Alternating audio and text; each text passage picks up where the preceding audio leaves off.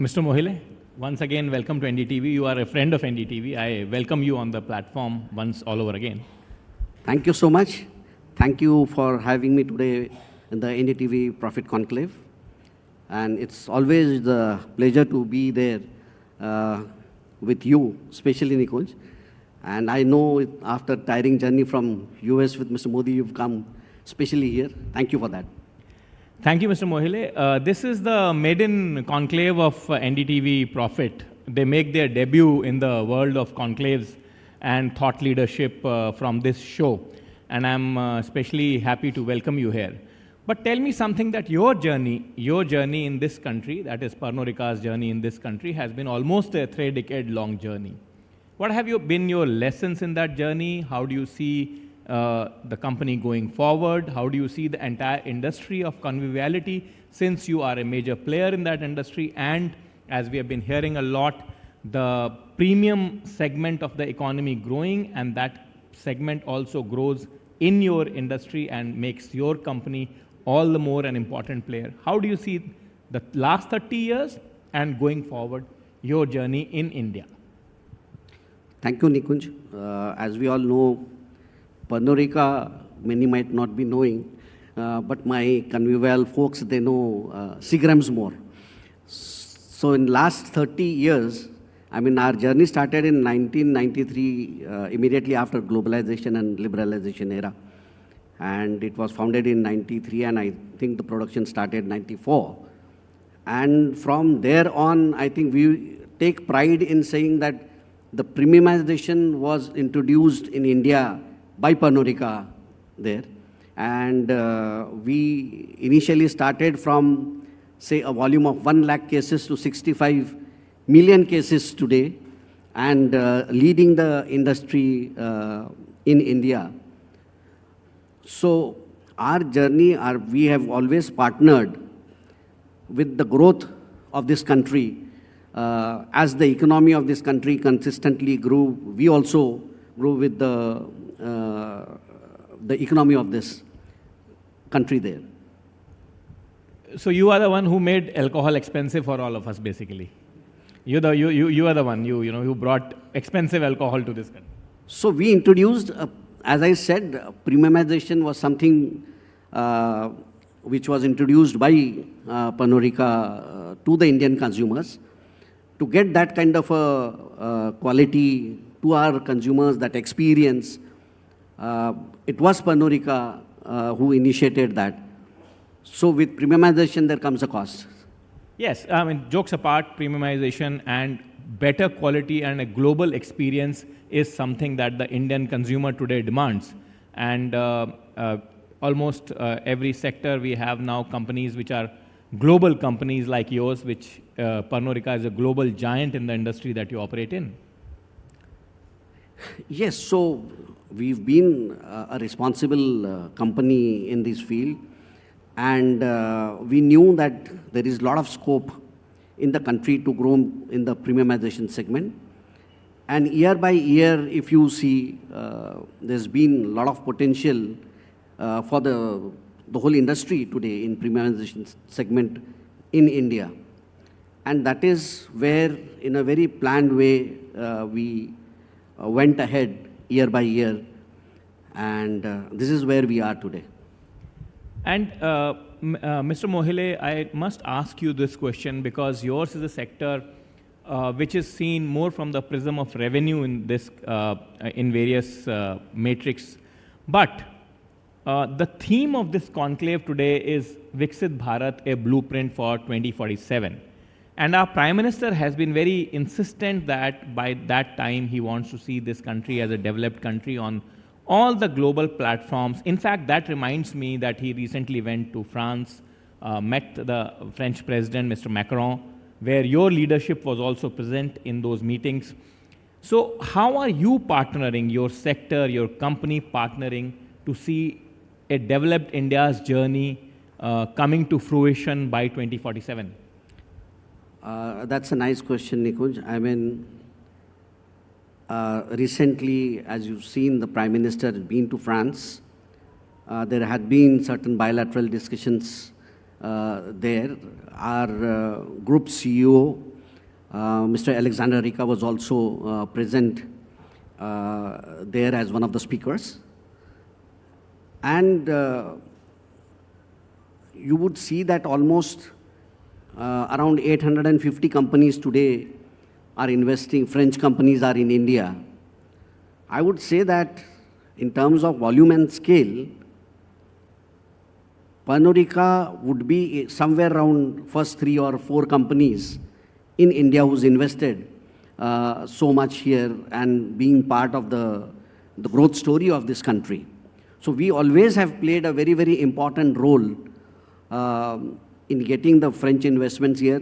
My Pernod Ricard India CEO and Managing Director, Jean Touboul, he's also the president of Indo-French Chamber of Commerce and Industries, who guides the French companies to come here in India and invest in various parts of the state.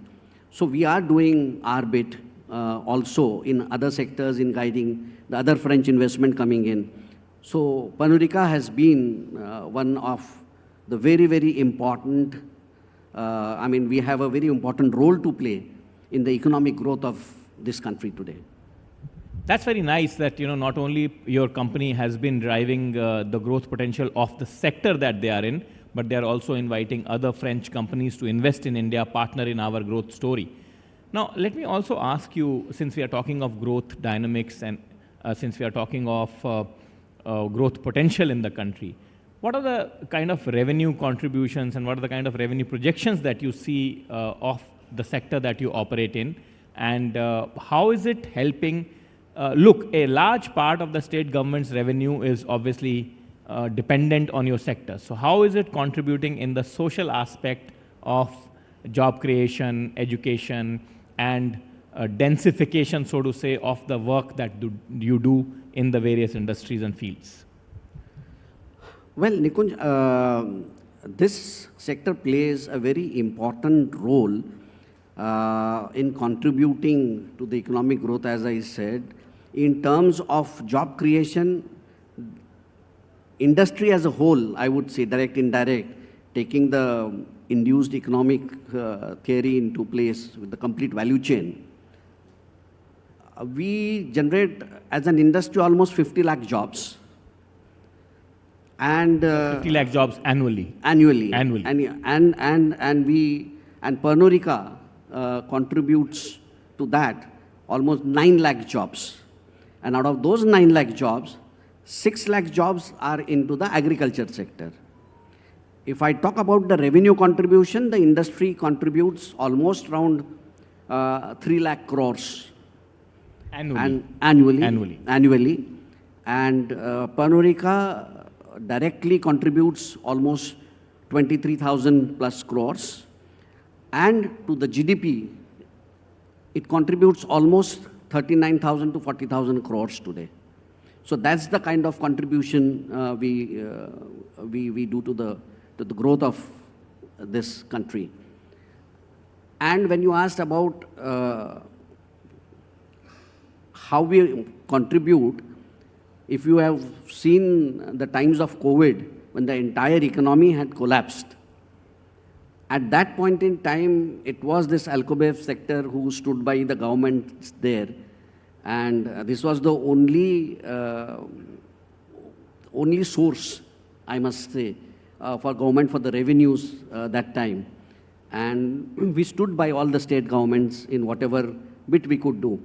So that is the kind of potential this sector has. You were talking about agriculture job growth and 6 lakhs job annually being created in the agriculture sector. Look, at the bottom of the pie, and particularly as our previous speaker was also talking, in tier 2 and tier 3 cities, in smaller towns, job creation is a challenge. It is a challenge that Government of India also wants addressed. Various state governments also want that challenge addressed, and through multiple initiatives and schemes, all the governments have at all points in time tried to answer that crisis or try to sort of respond to that crisis. So do you think, Mr. Mohile, that your industry has been able to make a positive impact as far as the agriculture sector is concerned, because a lot of your raw material actually comes from the agriculture sector. Yes, you are right, Nikunj. Basically, if you see, as I said, out of those 9 lakh jobs, 6 lakhs are into the agriculture sector. So my main byproduct is grain. And today, if I see that most of the job creations which are done are on the urban side, but on the rural side, there is not much investment which has been done. So Pernod Ricard, now, as I put in some time, I was to tell you that we are also going to invest further here in India, especially in Nagpur, for the 200 million euros malt maturation plant in time to come. And if you see, we would be needing almost 5,000 tons barley per month there. That is 60,000 tons around annually. Our rough estimate says that it will contribute almost 80 to 90,000 farmers in the state of Vidarbha, where there is a lot of distress today in the farming sector, in the agriculture sector. So Pernod Ricard is one who basically believes that, unless the rural economy is not linked with the urban economy there, then the real sustainable development and the dream of Viksit Bharat will never come true. So there has to be a proper linkage between the rural economy and the urban economy mixed together, which will we will see the dream of Viksit Bharat coming true. Well, that also is something that the policy makers have almost always spoken about, that if the country has to develop, the rural areas, the Mofussil towns, the smaller towns have to develop fast. But I'm glad that you bring me to this part of the sustainability aspect of your industry, Mr. Mohile, because one of the criticism of your industry sometimes is that while you are making your own segments premium and a lofty urban picture is there, but in the end use where you are drawing your raw material from, the sustainable practices remain a challenge. Have you been able to, since you are such a giant in the industry, since you are you have such a legacy in the world, not only in India, have you been able to move your operations in the sustainable directions? And if yes, what all have you been able to achieve so far, and what are your future plans? See, we've done a lot of initiatives in this. Sustainability is basically is a core value for Pernod Ricard today. It's in the heart of Pernod Ricard. We value our Mother Earth and the community at large. By eliminating our monocartons today, we have reduced the carbon emission by 7,310 tons annually.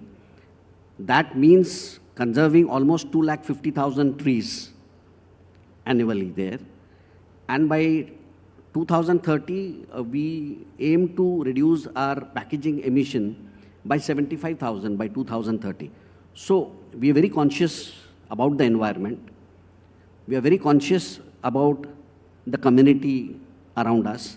So we do a lot of initiatives in farmer upskilling, helping them for a sustainable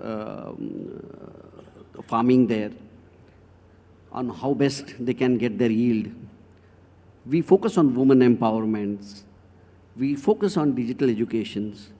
We've also had a tie-up with the Marycom Foundation to promote the rural sports. So Pernod Ricard has been very conscious about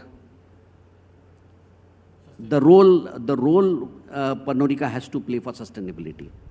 And when you talk of sustainability, one of the important parts is that you mentioned in brief, but I want you to discuss it a little more about it, about the farmer upskilling or the upskilling of your partners, as you call them, on the ground. So in terms of rural economy upskilling overall, are you investing there, or are you taking people out to get trained, or are you showing them new sustainable practices in the farmland?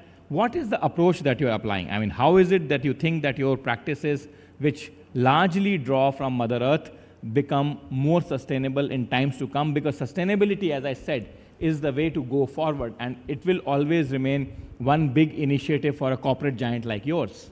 Yeah, of course. And as I said, we help them train the farmers that how best they can get their yield, how,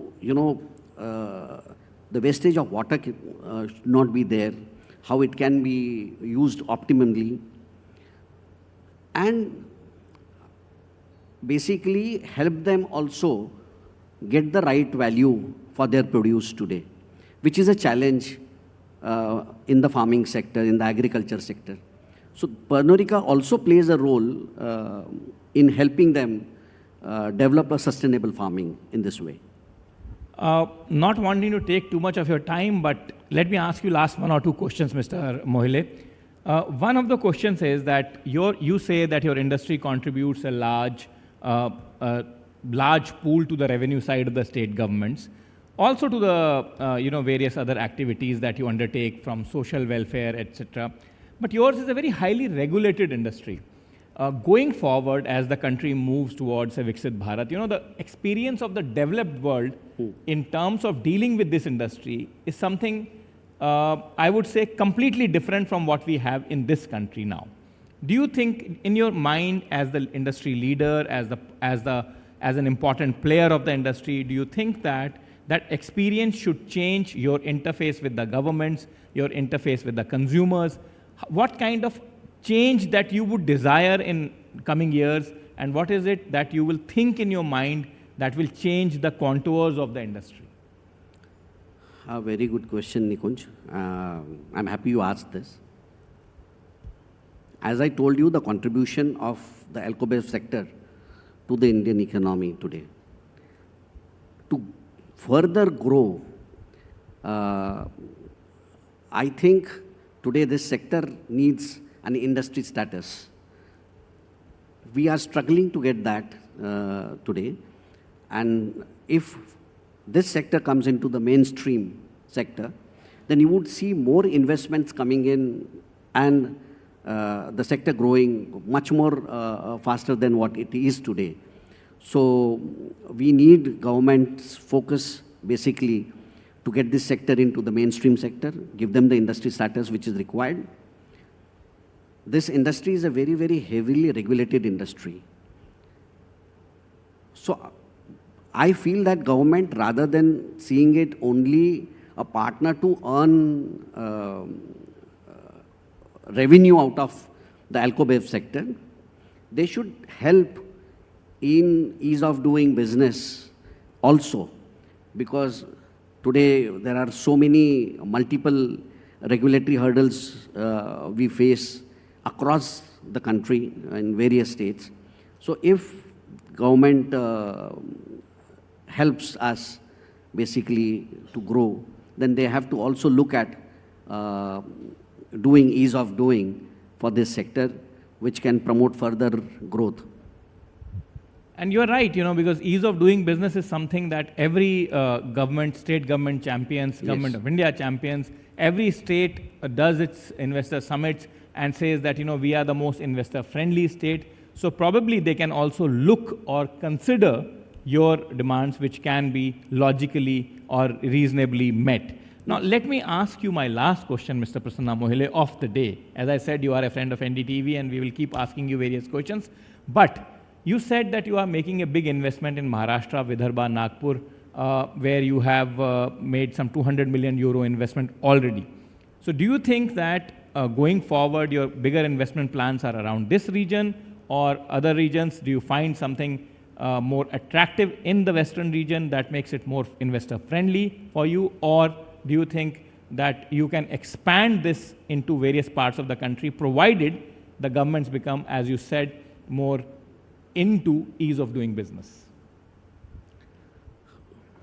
Well, we've invested more here in Maharashtra. Maharashtra is a very progressive state. Like other states also today do have a very progressive policy. but then our initial investment of the manufacturing facility started here in Nasik. So after experiencing the success in one location there, our future plan of investment, we thought that should be in and around Maharashtra in the central part. And Nagpur was selected because it is locationally, we have that advantage of Nagpur being in the center of the map, and logistically also, it will definitely help us doing it. And the important factor always while we invest in any part is how progressive the government is. Because this industry does require a partnership with the bureaucracy there, with the administration, the government there, the policy makers. So today, when we see very recently our Honorable Chief Minister of Maharashtra, Mr. Devendra Fadnavis, had been to Davos, and there were almost 15,70,000 MOUs were signed for Maharashtra. That shows that, you know, there is a lot of euphoria which is generated in and around Maharashtra today because kind of speed they are approving various projects. And similarly, basically it was this also that under his dynamic leadership of Mr. Devendra Fadnavis, we thought that our investment would be safe if we invest further in Maharashtra, and that too in Nagpur. And you think other state governments are also kind of expanding that horizon where you can work in? My last question to you. And where you can expand your horizon, or do you think that there is a different kind of landscape that operates and that needs to improve? No, as I said, all the state governments today, after 2014, once the ease of doing index started and it was monitored by Niti Aayog on various parameters, each state started competing with each other. So there was a very healthy competition between all the states there. So everybody tries to see that, you know, how best I can compete on various incentive packages which we can offer to the industry. So there is quite healthy competition coming in. So I would say yes, Maharashtra, because we've experienced success in Maharashtra, we have come here. But other states also are not lagging behind. Everybody has good dynamic industrial policy in place today. And if you would have been to Davos, you could see all the pavilions of India were completely choco-blocked by various investors visiting them. Shortly, we will have a Davos in Bombay, and we will have it with NDTV. You know, why go to Davos all the time, Mr. Mohile? Yes, I think if this dynamic leadership continues and the political will is there, I think Davos will definitely come here. 15,70,000 crores is not a small amount, Nikunj. So I hope it happens someday. Thank you very much, Mr. Mohile. Thank you very much for joining NDTV. Thank you, Nikunj. Thank you for having me once again. Thank you.